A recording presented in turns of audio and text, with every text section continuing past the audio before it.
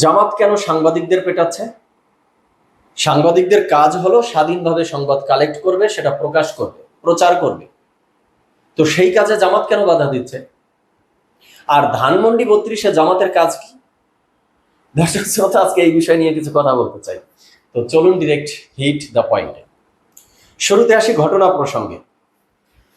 ধানমন্ডিতে জামাতের মিছিল শেষে দোসর আখ্যা দিয়ে সাংবাদিককে মারধর, চিত্রে দেখতে পাচ্ছেন যে মারধর করছে। তো ধানমন্ডিতে জামাতের কাজটা কি?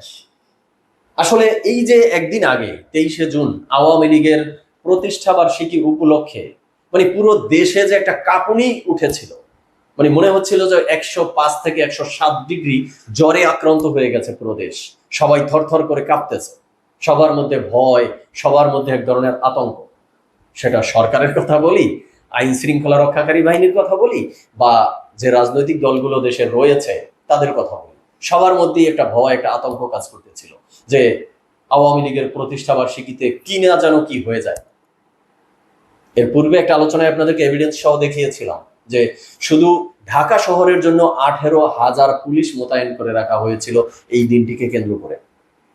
৬টি জেলায় সেনা মোতায়েন করা হয়েছিল, আর র্যাবকে আলাদা করে প্রস্তুত করে রাখা হয়েছিল। তার মানে একটা আতঙ্ক ছড়াচ্ছিল সবার মধ্যে যে অনাকাঙ্ক্ষিত কিছু ঘটতে যাচ্ছে এই দিনে। তো এরপরে আমরা বাস্তবে যা দেখলাম যে এই দিনে আওয়ামী লীগের পক্ষ থেকে তেমন তো কিছুই দেখিনি আমরা। কিছু ঝটিকা মিছিল হয়েছে বিক্ষিপ্ত বিচ্ছিন্নভাবে, বা একটা ভিডিও ক্লিপসে দেখেছিলাম যে কিছু লোক এসে সংসদ ভবনের সামনেও একটা টাইমের জন্য মিছিল টিছিল করছিল। এর বাহিরে তো আর কিছু না। কিন্তু আওয়ামী লীগ এই প্রতিষ্ঠা বার্ষিকী উপলক্ষে কিছু একটা করবে বা কিছু, সেটা তারা অনলাইনে প্রচার প্রসার করছিল বা বিভিন্ন ধরনের ঘোষণা দিয়েছিল। আর অনলাইনের ঘোষণা শুনে সরকার, আইন শৃঙ্খলা রক্ষাকারী বাহিনী, রাজনৈতিক দল সবাই অফলাইনে বাস্তবেই কাঁপাকাঁপি শুরু করে দিয়েছিল। যাই হোক, তো সেই যে ২৩শে জুন আওয়ামী লীগের প্রতিষ্ঠা বার্ষিকী, সেই দিনে রাজনৈতিক দলগুলো তাদের বিভিন্ন ধরনের কর্মসূচি রেখেছিল, বিক্ষোভ মিছিল করবে, সমাবেশ করবে, এটা সেটা করবে। তো তারই অংশ হিসাবে জামাত ধানমন্ডিতে মিছিল নিয়ে গিয়েছে, মিছিল শেষ করেছে, তারপরে দোসর আখ্যা দিয়ে সাংবাদিককে মারধর করেছে, বেদ্রোপ পিটিয়েছে। কেন? কারণ এই মিছিল শেষে জামাত গিয়ে লম্বা বক্তব্য দেওয়া শুরু করেছিল, একের পর এক নেতাকর্মীরা বক্তব্য দিতেছিল। তো তখন সাংবাদিকরা বলেছিল, সাংবাদিকদের পক্ষ থেকে তারা বলেছে যে আপনারা যদি এভাবে একের পর এক লম্বা বক্তব্য দেওয়া শুরু করেন, যেটা সচরাচর মিছিলের শেষে হয় না, মিছিলের শেষে একটা সংক্ষিপ্ত বক্তব্য দিয়ে মিছিল শেষ করা হয় আনুষ্ঠানিকভাবে। তো আপনারা যেভাবে, সাংবাদিক বলছিল যে আপনারা যেভাবে লম্বা লম্বা বক্তব্য দিচ্ছেন, আমরা তো ধারণ করতে পারবো না এত কিছু, তাহলে তো টাইম মতো সংবাদ কভার করতে পারবো না, প্রচার করতে পারবো না। তো এই কথা বলার পরে জামাতের পক্ষ থেকে, জামাত শিবির যারা রয়েছে তারা বলেছে যে আপনারা যারা সংবাদ কভার করতে পারবেন না তারা এখান থেকে চলে যান। তো তখন সাংবাদিকদের মধ্য থেকে কাউন্টার দেওয়া হয়েছে যে আমরা কি আপনাদের দলের কর্মী যে আপনারা আমাদেরকে অর্ডার দিচ্ছেন এখান থেকে চলে যাওয়ার জন্য? আমরা সাংবাদিক, আমরা সংবাদ কালেক্ট করতে এসেছি, আমাদেরকে এখান থেকে চলে যাওয়া যেতে বলার আপনারা কারা? আমরা তো আপনাদের দলের কোনো কর্মী না বা রোকন না। তো এই কথা কেন বলেছে সাংবাদিক? সেই জন্য বেদ্রোপ পিটিয়েছে দোসর আখ্যা দিয়ে। এই হলো মূল ঘটনা। তো এরপরে আসি যে এই নিয়ে জামাত কি বলছে। জামাত বলছে, জামাত দুঃখ প্রকাশ করছে, একটা তদন্ত কমিটি গঠন করছে। এখন তাদের দুঃখ প্রকাশ করার ভাষাটা কেমন, ভঙ্গিটা কেমন, ওইটা কেমন একটু দেখুন। সাংবাদিকদের উপরে হামলার পেছনে অতি উৎসাহী এবং বহিরাগতদের উস্কানি রয়েছে। বুঝছেন? বহিরাগতরা নাকি উস্কানি দিয়েছে এখানে। তার মানে কি এখানে জামাতের দায়িত্বপ্রাপ্ত কেউ ছিল না? বা এই যে চিত্রে যে দেখতে পাচ্ছেন যে একজন দাড়ি টুপি পাঞ্জাবি পরা নিরেট ভদ্রলোকের মতো দেখাচ্ছে, তিনি মারতেছে।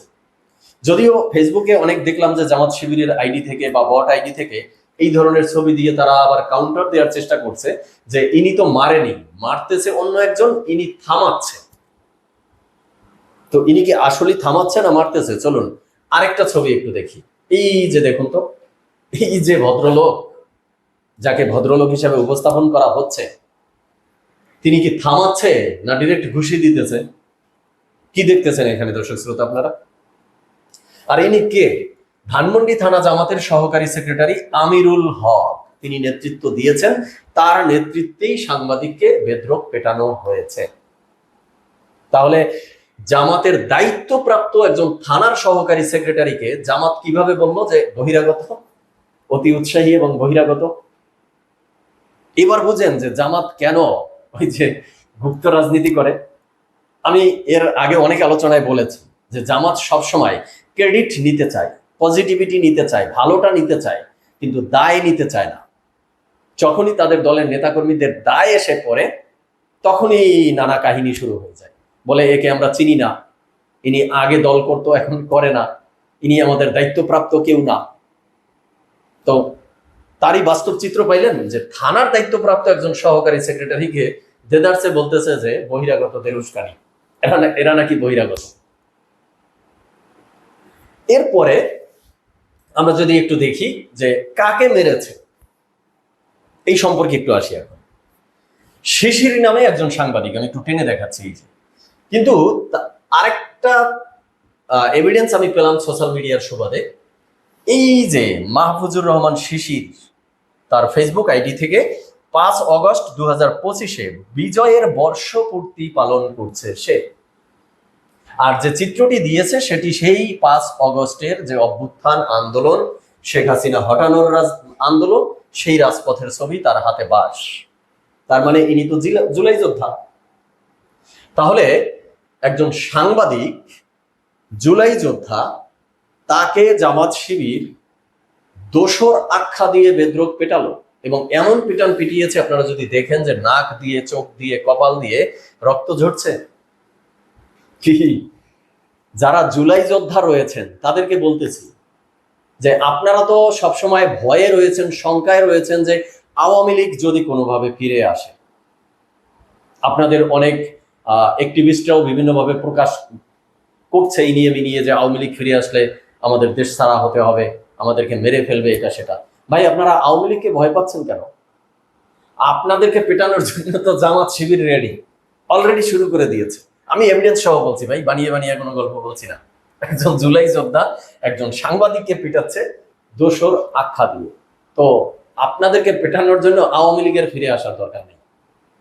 এই জামাত শিবিরই মাত্র শুরু করেছে। সামনের দিকে পেটনি আপনারা এদের হাতেই যথেষ্ট পরিমাণে খেতে পারবেন। এরপরে এনসিপিও রয়েছে, তাদের মাইর আবার কোন দিন আপনাদের উপরে এসে পড়ে সেটা হয়তো বা সময় আসলে দেখা যাবে। তো এই ছিল বাস্তবতা।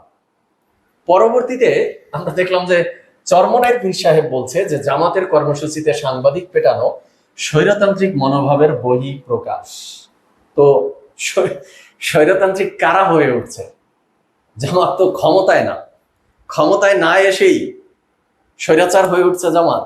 ক্ষমতায় আসলে কি হতো আল্লাহই ভালো জানে। তো কনক্লুশনে এসে যে কথাগুলো বলতে চাই সেটা হলো, সাংবাদিকদের উপরে আক্রমণটা আসলে কেন এখন জামাত করলো? এর আগে আমরা দেখেছিলাম বিএনপির ওই যে প্রতিমন্ত্রী মীর শাহে আলমের যে দুর্নীতি কাণ্ড বা তার ক্ষমতার অপব্যবহারের কাণ্ড, এই তথ্যগুলো যখন যেই সংবাদ মিডিয়ায় তুলে ধরা হয়েছিল, সেই পত্রিকার 5 থেকে 6 জন সাংবাদিকের বিরুদ্ধে মামলা দেওয়া হলো, সম্পাদককে গ্রেপ্তার পর্যন্ত করা হলো। তাহলে সংবাদপত্রের, সংবাদ মিডিয়ার স্বাধীনতা কোথায়? আমরা তো দেখেছিলাম আওয়ামী লীগের সময় কালো আইন করে সাংবাদিকদের গলা টিপে ধরা হয়েছিল, সংবাদপত্রের স্বাধীনতা ক্ষুণ্ণ করা হয়েছিল, ব্যক্তিদের, এই দেশের নাগরিকদের বাক স্বাধীনতা হরণ করেছিল। তো তখন তার বিরুদ্ধে কথা বলেছিলাম, তখন বলেছিলাম যে আওয়ামী লীগ এই কাজগুলো কোনোভাবেই ভালো করছে না, খারাপ করছে, আওয়ামী লীগ স্বৈরাচারী হয়ে উঠছে। তো এখন কি হচ্ছে? এখন বিএনপিও সাংবাদিকদেরকে ধরে ধরে জেলে ঢুকাচ্ছে, মামলা হামলা দিচ্ছে, আর জামাত প্রকাশ্যে পিটাচ্ছে। তাহলে মানে ভালোটা কি হলো? শেখ হাসিনাকে সরিয়ে লাভটা কি হলো? হিসাবটা কোথায় আসলে? আরেকটা বিষয় হলো, এই যে জামাত মিছিল করতে করতে যে দেখলাম যে ধানমন্ডিতে গিয়েছে। আচ্ছা, ধানমন্ডিতে জামাতের কাজ কি? ধানমন্ডির পোড়া বাড়ি, ভাঙ্গা বাড়ি, একাধিকবার পোড়ানো হয়েছে, একাধিকবার ভাঙ্গা হয়েছে, বুলডেজার দিয়ে ভাঙ্গা হয়েছে। অনেকে সেটা ভাঙতে গিয়ে আবার স্ত্রীর সাথে পার্সোনাল টাইম কাটানোর মতো মজাও পেয়েছে, অনেকে সেখানে আল্লাহর ফেরেশতার সাক্ষাৎ পেয়েছে, অনেকে আবার সেটার নিচে আয়নাঘরের সন্ধানও পেয়েছিল। কত নাটকীয় ঘটনাই না তখন আমরা সামনে দেখেছিলাম। তো সেই ধ্বংসাবশেষ, ভাঙ্গা বাড়ি, পোড়া বাড়িতে মানে জামাতের না গেলে কি পেটের ভাত হজম হয় না? জামাত মিছিল করতে করতে ওখানে গেছে কেন? আমরা তো দেখিনি যে 23শে জুনে সেখানে ছাত্রলীগ, আওয়ামী লীগ বা যুবলীগের কেউ গিয়ে ওখানে উপস্থিত হয়েছিল, যে তাদেরকে দমন করার জন্য, প্রতিহত করার জন্য জামাত ওখানে গিয়েছে। তাও তো না। যদি এমন ঘটতো তাও ঠিক ছিল যে জামাত মিছিল নিয়ে সেখানে গেছে প্রতিহত করতে। কিচ্ছু না রে ভাই। তাহলে ওখানে গিয়ে এই ভাঙ্গা বাড়ি, পোড়া বাড়ি জিয়ারত করার দরকারটা কি জামাতের? মানে একটা পোড়া বাড়ি, একটা ভাঙ্গা বাড়িও যে এদের ভয়ের কারণ, একটা পোড়া বাড়ি, ভাঙ্গা বাড়িকে কেন্দ্র করেও যে এদের অন্তরাত্মা কেঁপে উঠে ক্ষণে ক্ষণে বা দিবসে দিবসে, সেটার একটা প্রমাণ দিল। তো দর্শক শ্রোতা, আজকে এই পর্যন্তই। আপনারা আপনাদের মতামত জানাবেন। সবাই ভালো থাকবেন, সুস্থ থাকবেন। ধন্যবাদ সবাই।